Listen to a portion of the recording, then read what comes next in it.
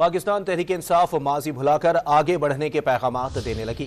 कायदे हिज़्ब इख्तिलाफ शहजाद वसीम ने मौक़िफ़ इख्तियार किया कि मुल्क के लिए माजी भुलाकर आगे बढ़ना होगा।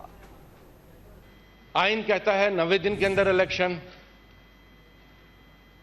आइन कहता है कि सदर पाकिस्तान डेट देंगे अगर असेंबली डिसॉल्व करेंगे, और कानून कहता है कि इलेक्शन कमीशन डेट देगा।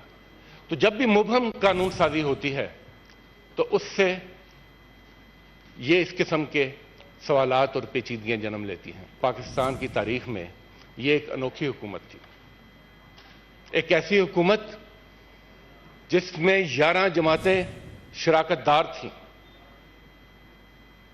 मगर वो 11 की 11 जमातें इक़्तिदार के मज़े भी लेती रहीं, मगर अपनी नाकिस कारकर्दगी का बोझ उठाने के लिए उनमें से कोई भी तैयार नहीं।